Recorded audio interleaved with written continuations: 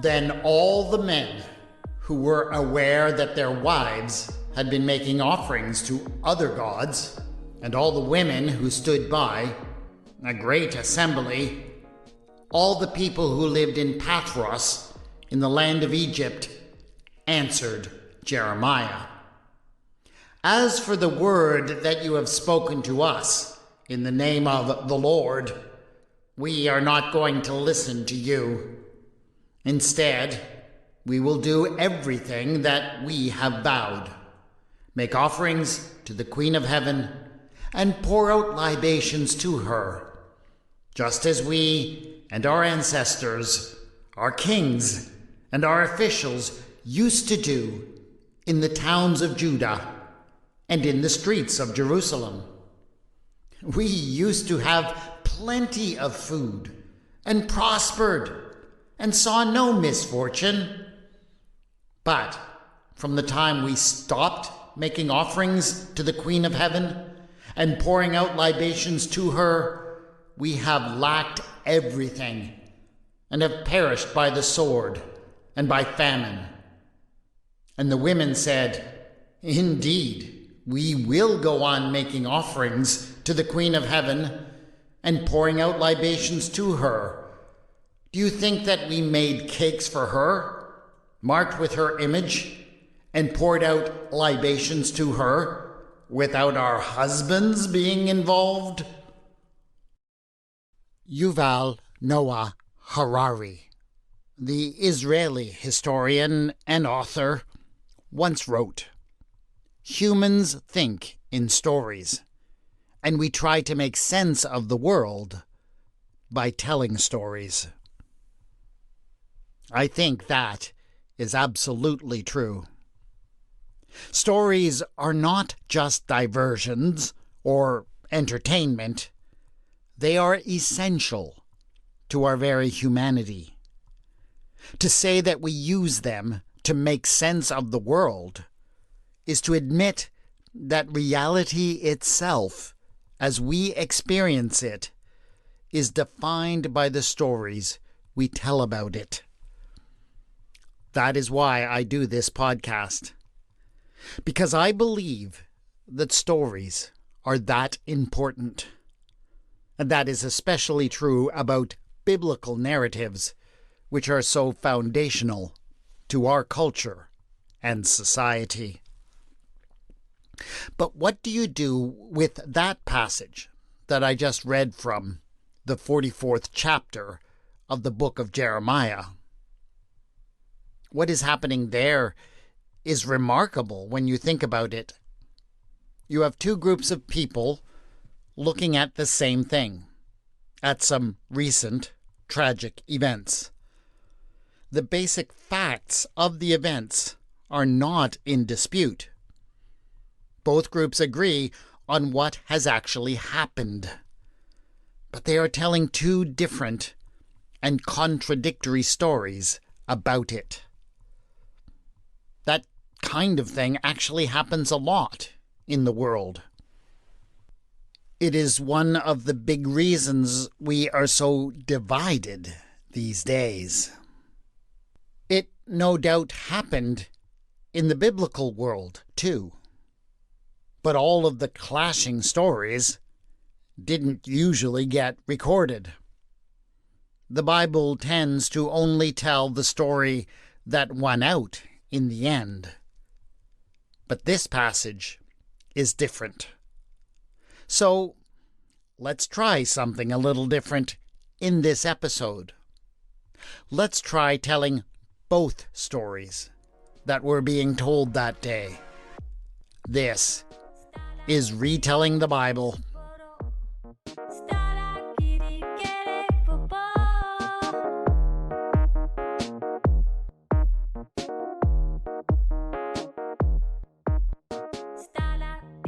Episode 9.6, A Tale of Two Tales.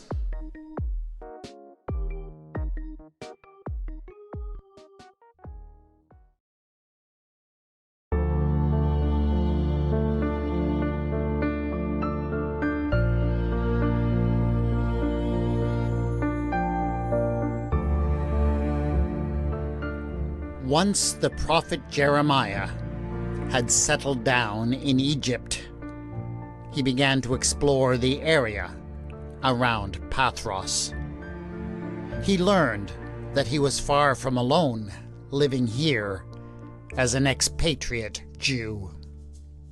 Over several years, many had fled the chaos and disorder up in Judah, and in more recent times, the increasing violence as the Babylonian invasions wrapped up. Even more came. The expatriate Jewish community was large, and many had actually done quite well here. So, after settling into his own place, Jeremiah began to venture out into that community to reconnect with old acquaintances and make new contacts. Jeremiah had not been particularly popular with people back home in Judah. He had never been an easygoing person, and he had often taken unpopular positions. He remembered back to the days of young King Josiah. In his day, Jeremiah had enjoyed some royal favor, at least for a time. Josiah had carried out a major reform of the religion of Judah that aligned broadly with the prophet's convictions. He had required that the people only worship one God, Yahweh, the ancient God of Israel. In order to enforce this, all temples and sanctuaries in the whole land were shut down and their altars destroyed, all save the temple in Jerusalem. This was done in order to enforce the proper worship of Yahweh. This reform was not easy. The loss of local sanctuaries devastated the local economy in many places.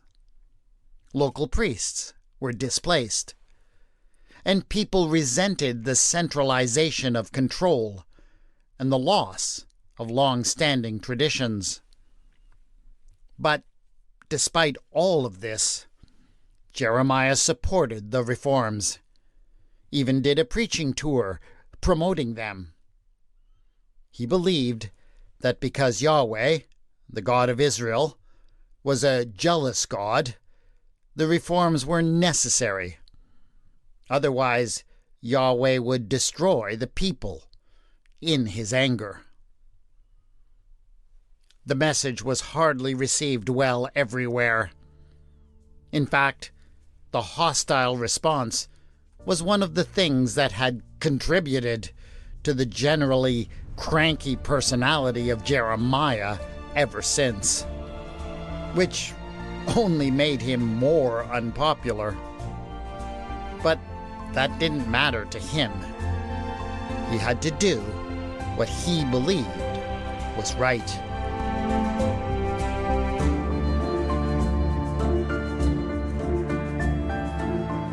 The reforms did go through, but all had not gone well since. In fact, soon after Josiah had accomplished this seemingly impossible feat, he made a really bad choice to raise an army and go fight against the king of Egypt. He lost badly, and he was himself killed. That could have derailed everything, because it certainly made it seem as if all of the other gods had punished him for abandoning their worship. But Jeremiah wasn't the sort to give up. He just doubled down and preached all the harder, and the reforms stuck. But even Jeremiah soon became disillusioned with the subsequent events. All of the kings who followed Josiah were idiots, as far as he was concerned, and continually made the wrong decisions. Their worst mistake being that they failed to listen to Jeremiah. As a result, the very thing that the reforms were meant to avoid took place. The kingdom was destroyed by the Babylonians. Many of the people were taken away into exile, while others fled to seek refuge in Egypt. And somehow Jeremiah had ended up among the refugees. And now, as he walked the streets and visited other refugees, he was appalled at what he was seeing. For the people had brought with them not only their worship of Yahweh, they had brought with them many of the same practices and idols that had been banned in Josiah's reforms. They continued to bow down and worship a variety of gods. And, in particular, he noted how the Judahite women persisted in the practice of offering up worship to Asherah, the Queen of Heaven, and the consort of Yahweh. They continued to plant groves of trees in her honor, and to bow down to worship her with sacrifices and libations. They even continued to bake the traditional cakes with her image impressed upon them. And so Jeremiah decided to go to an assembly of the expatriate community in Pathros. He stood before them and berated them. How could they do this? They were continuing to do the very things that had gotten God so angry at them that he had expelled them from their land. Surely, unless they repented, unless they changed immediately, God would destroy all of them in this land of Egypt. They would never prosper here, and they would be wiped from the very face of the earth.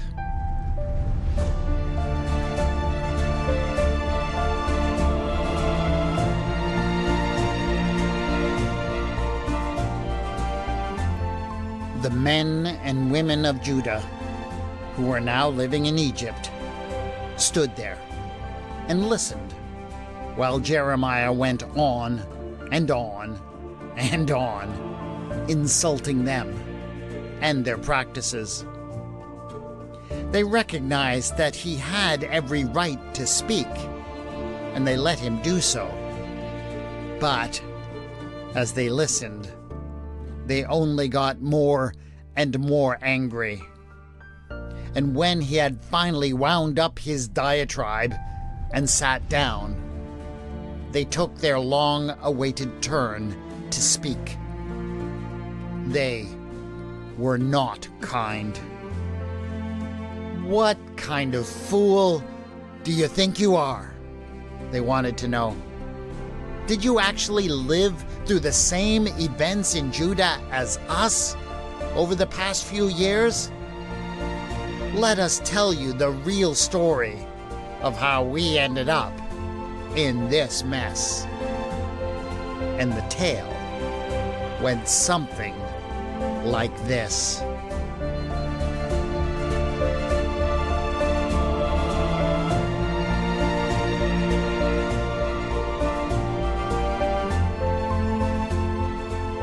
Generation after generation, we, the people of Judah, lived in our land.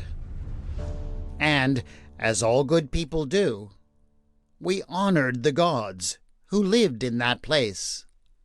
We worshipped Yahweh and his royal consort, Asherah, the Queen of Heaven. We maintained groves of trees that were sacred to Asherah, and these places became places of peace where any could come and find rest from their work and sorrows as they took shelter amid the soaring trunks. We observed the rituals of Baal, which brought fertility to the land. And at the high places, on the tops of various hills and mountains, not just on the mountain of Zion, we bowed down and we worshipped the gods of those places. And in all those generations, the people prospered. We lived in peace. And when it came time to sacrifice the livestock that we had raised, we did not have to make long journeys to a distant city to celebrate among strangers. We would simply go to the nearest high place. And there we would gather with our family and our neighbors to feast together and in communion with the God. Those were good times. And then came Josiah, the destroyer. He tore down our altars. He uprooted the beautiful groves and forced us to go to his capital city to sacrifice, where we were cheated by merchants and charged exorbitant fees by his priests. Most of all, he prohibited us from taking part in the rituals and traditions that had been passed down in our families as long as anyone could remember. He made us abandon the gods who had blessed us so abundantly in the land, and told us that we could only worship and sacrifice to Yahweh, and that we must cut the Queen of Heaven off from all of our love and devotion. But, if you recall, Josiah the Destroyer did make a promise. He said that if we did as he ordered, if we worshipped Yahweh alone, in the place that Yahweh had chosen, everything would be so great. On day one, he said, he would fix everything that was wrong with Judah. He would make Judah great again. And he said, we're going to win so much, you're going to get tired of winning. You're going to say, please, Mr. King, I have a headache. Please don't win so much. This is getting terrible. And so, the reforms took place. And what happened in the aftermath, Jerry? Everything went to hell in a handbasket. The gods struck King Josiah down. All of his successors were worse than he was, if that's even possible. The Babylonians came, and, well, here we all are, living as refugees in Egypt. Only a fool would fail to see that we have been cursed because we abandoned the Queen of Heaven and all of the ways of our ancestors. Honestly, Jeremiah, you don't even seem to have a clue, do you?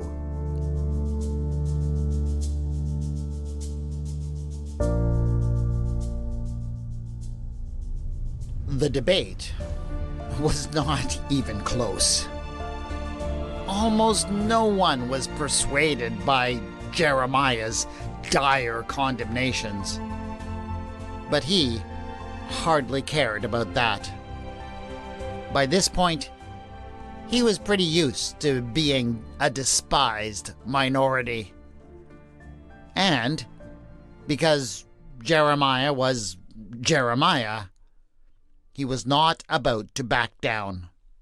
By all means, he cried, keep on worshipping the Queen of Heaven. Pour out your libations to her, make your offerings to her, and bake your silly little cookies with her image on them. Have fun. But hear the word of Yahweh, all you Judeans who live in the land of Egypt. I swear by my great name, says Yahweh, that my name shall no longer be pronounced on the lips of any of the people of Judah in all the land of Egypt, saying, as Yahweh Elohim lives. I am going to watch over them for harm and not for good. All the people of Judah who are in the land of Egypt shall perish by the sword and by famine, until not one is left. And those who escape the sword shall return from the land of Egypt to the land of Judah, few in number, and all the remnant of Judah who have come to the land of Egypt to settle shall know whose word shall stand, mine or theirs. Yeah, right. They all laughed. You are not going to scare us. You say we're all going to be killed here, in this place of refuge? Well, we say that we will continue to prosper and flourish here. You say that few will return, and they will be much diminished.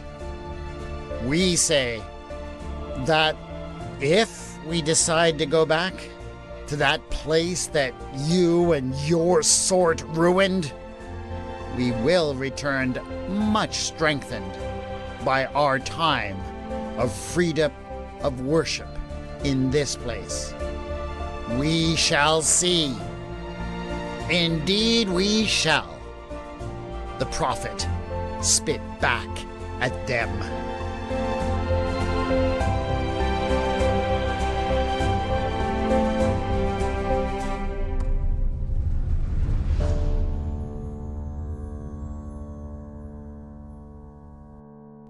Winston Churchill famously wrote that history is written by the victors. That is not only true about wars. It is true about almost any conflict or disagreement. And there were disagreements in ancient Israel. Though the worship of Yahweh seems to have been popular, not all seemed to have agreed that he was the only God who was to be worshipped, or even that Yahweh had requested that. But the scriptures were not written by those who engaged in the worship of other gods. They were written by the winners of that disagreement. But that is one thing that makes this particular passage so interesting. This story was likely written by Baruch, Jeremiah's long-suffering secretary, and he no doubt recorded it because he thought that it showed how right his guy was. But in order to make that point, he had to tell the other side of the discussion, which meant that he had to include their argument. That actually seems to be a bit more logical than Jeremiah's. But I suppose Baruch didn't care that much about that because he was no doubt certain that Jeremiah's prediction about how they would all die in Egypt would prove him right in the end. But it didn't, really. The Jews actually prospered in Egypt for centuries. That is it for this episode of Retelling the Bible. To find out more about the reforms of Josiah, go back to my episode 2.6, Looky What I Found. To find out more about Jeremiah and Baruch, try my episode 4.16, Writing the Word of Yahweh, or 6.22, Hanamel's Annoying Cousin. And of course, please subscribe so you can get all future episodes. The theme music for the podcast is Ada by Kevin MacLeod, and the mood music for this episode was Du und Ich by Sascha End. The music is licensed in the Creative Commons and can be found at incompetech.com and filmmusic.io, respectively. You can contact me on Bluesky at Retelling the Bible and on the Facebook page Retelling the Bible. Show notes for this episode have been posted at retellingthebible.wordpress.com. Thanks as always to my Patreon supporters. Go to patreon.com/retellingthebible to support this podcast. This is Retelling the Bible, and I have been your storyteller, W. Scott McCandless.